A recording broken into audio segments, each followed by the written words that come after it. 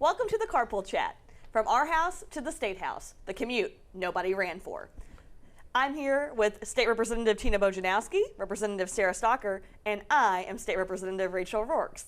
And we do actually regularly commute together, and we know you wish that you were a fly on the wall, like the Miley Cyrus song says. And with it being the Hannah Montana 20th anniversary special, I wanted to get that plug in there. So we're going to dive right on in today into policy.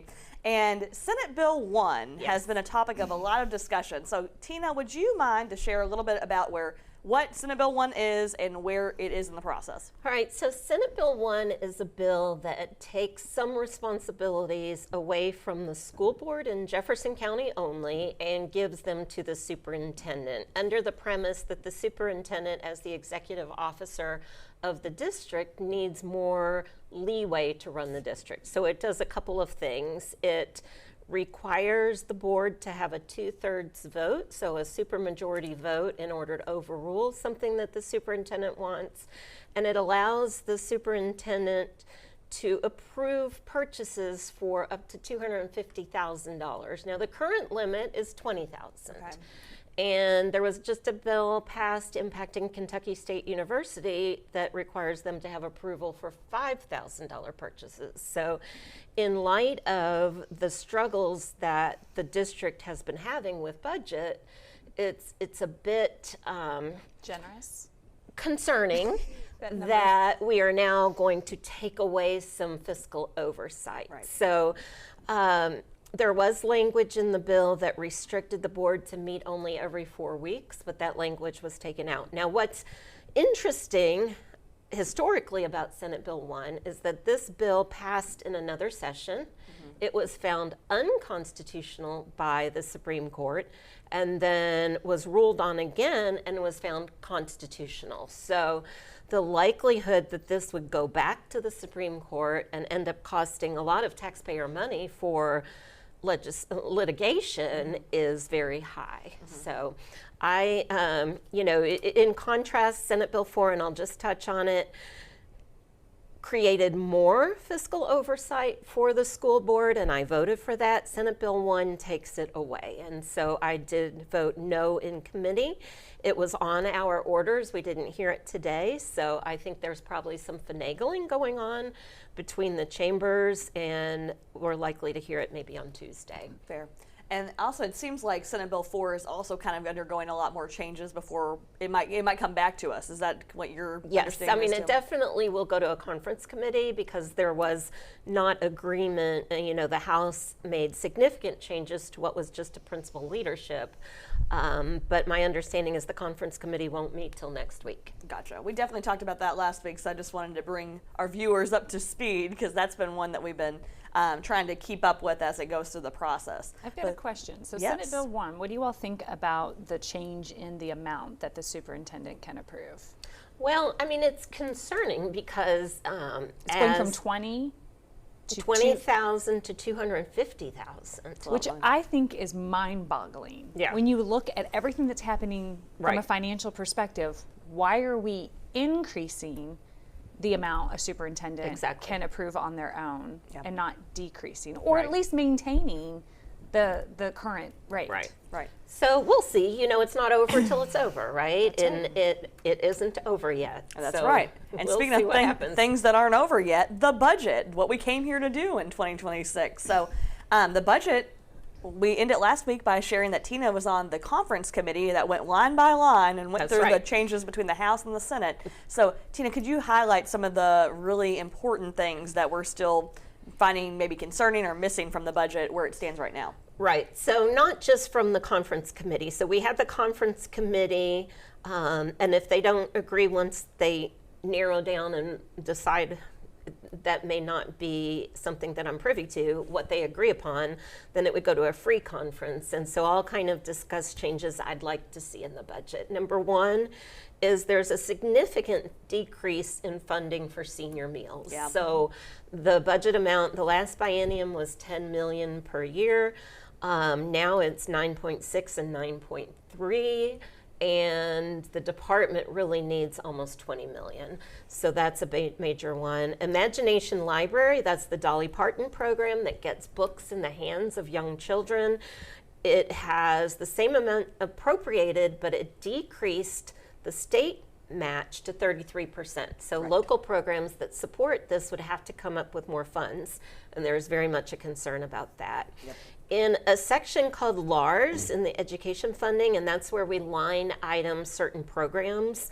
In year 2 of the next biennium, the Senate created block grants. So anything except for family resource, state agency programs, and preschool, the districts would get a proportional amount and they would be able to spend it as they need, which sounds like a good idea. However, it could put our highly successful Read to Succeed program with the letters training, like I did to learn to teach reading, at risk. So I'm really concerned about that.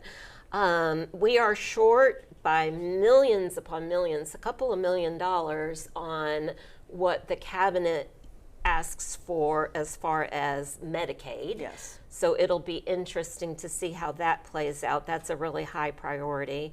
And then, Sarah, do you want to talk about the 13th checks? So that's still included in the budget right Correct. now. It's in the Senate committee sub. And that has not been cut. We hope that it stays that way. But that is ensuring that our Kentucky employees and state police, right? It's those two specific groups. KERS and the state police retirement. Yes. So that they get that 13th paycheck to kind of help them a little bit over the line. And that's been a bill that's been filed here for years and years and years. And we think it might actually get across this year. And it's tiered, so if you were retired by a certain date, you get 100% of a check. If you retired recently, you only get 25%. So there's a tiering to that, but it's a perk. It's a good piece, and they need it, of this legislation that we're hopeful that it will make it through. Absolutely. Well, one of the things that's so interesting about our carpool rides is that we will be on the phone with folks. We're trying to hash out what is the new version, how it maybe affects a certain group, especially with those senior meals. We've been calling a lot of people who are stakeholders with that with Jefferson County, and then also trying to make awareness about it so that way more people know that this is an issue and it needs to be corrected. So that's kind of a look behind the curtain for when we're busy bees in the car rides. And we're always very transparent about it. We'll let you know. You're on speakerphone with. We let you know that everybody's in the car so you know who you're talking to. We do jokingly call it the Carpool Chat Live. Also, passed this week was a really a concerning bill. It was called Senate Bill 104, and this was the HALO Act. And Sarah, do you want to share with us what that bill does and maybe why we were concerned? Yeah, so I think some of the key points to this is, first of all, it's important to say that this bill was being highlighted and cased kind of as a making sure that we're not impeding on our first responders. So when you think about your first responders, you're thinking, police, EMS, firefighters. Is there a fourth one that I'm maybe not thinking of? There might be somebody else who might have gotten included in there. I'd have to go back and look at the statute. But those are your three main individuals. And while we don't ever want our first responders to be impeded upon, it's so obvious to me right now that this bill is really about what's happening at a national level all the way down to what's happening in individual communities when it comes to the protesting that's happening, which is with everything that's going on. I mean, the list is so long as to why people are angry in this country, in my opinion, justifiably. So this bill would the goal was to say we don't want basically individuals to prevent them from doing their job, but it really came down to a lot of questions around videoing activities that are happening. Yep. There was a very clear set number that was put in place. 25 feet. 25 feet. Yep. And a good question that was brought up on the floor is, how does the average person really understand what 25 feet is? And when you think about the language that is being used in, on the scene of wherever you are, I'm not imagining that. I think the natural language is that an officer would say, we need you to move back, right? That they're not saying, we need you to move back 25 feet. So if they're not saying that, and the individual doesn't know that this is something that potentially has just been moved into statute, you could be complying with somebody. If they just say move back and you move back and then they tell you to move back again, okay, you move back again. I've now complied twice, but I still may not be 25 feet. So it gets a little hairy, and a lot of folks are concerned about this being just impediment on their First Amendment right? Like the ability to be out there to protest peacefully. Yeah. So that's where we are. But thoughts that you guys might have? Well, I think that about covers it pretty well. I think from talking about protest and things that we've heard from constituents, when you talk about conflicting directives, and also like if we all three went to a protest, we all might have three very different experiences. And so I think it creates a lot of concerns around protesters maybe becoming legally in violation for something that's very confusing and maybe doesn't ultimately solve the goal that we're trying to solve. And then also with videography, we often find that there's been conflicting experiences, and you only find that out if you're able to actually have video footage. And so there's just it has enough for me to want to be mindful and I did not want to vote for it. But I think when you have a title like impeding a first responder, I mean, of course, we need to let our first responders do their job and keep them safe. But we need to be mindful about the legislation we're passing to make sure that we're not violating constitutional rights of free speech in that process. So moving along, Tina, you had a bill that was kind of absorbed. This is all part of those fun things that can happen in the process. Will you tell us more about your bill? So House Bill 621 is my bill that passed the House unanimously, locking in special education caseloads and class sizes. And it went over to the Senate, and it had a good response. I spoke with the senator, and they seemed very encouraged about it. Well, and it ended up being added into a bill, House Bill 727, that encompassed a lot of different education-related items. And it passed through committee yesterday. Okay. And it is now on what's called the Senate consent calendar, which is really good because that means the consent calendar is a batch of bills that pass through a committee unanimously, and they vote for the consent calendar as a block. So the likelihood that my legislation in another bill will become law has just gotten that much higher. So I'll be watching their consent calendar. Special ed teachers out there, I'm fighting for you because we don't want higher caseloads or class sizes. Exactly. So and that's a win. We don't have a consent calendar. I think we that's important. We used to have a consent calendar. Well, that was before my time. That's right. And there was a consent calendar. And what happened, I believe, is there were members who just weren't aware of the ramifications of some of the bills that were on consent and got pushed back in their districts. So now any bill that goes through the House, we hear it as an individual bill. Yep. And also it makes it to where if you are functioning with a consent calendar, while it can be a great vehicle to get more bills passed that are good and people thought were unanimously good, and something can always be pulled from the consent calendar if it's requested. But one of the things that I've been always really weary of is sometimes in committee that makes you want to be a little bit more cautious on a vote.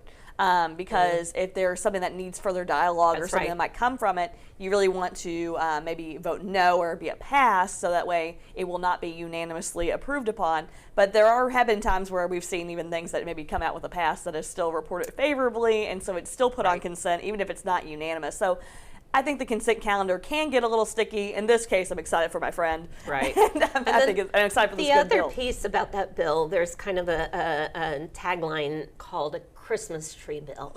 And so 727 ended up having, we have a tree that has a lot of decorations. It's a bill that has a lot of other bills put into it. In this case, none of the bills were contentious, so it seemed very logical that they put it into one. It was a harmless Christmas tree bill. That's right. We're getting really close to the end. We have 2 more days before the veto period that we're going to meet, and so you'll see a lot more of the combining. You have to just be really cautious as we prepare to vote on bills to just know exactly what is in it. Right. And if you don't know, to stop and ask questions on the House floor. Right. So it makes us as members have to be on our A game, and we are nothing if not prepared, us three. So, and then also wanted to talk about the free conference committee versus a regular conference committee.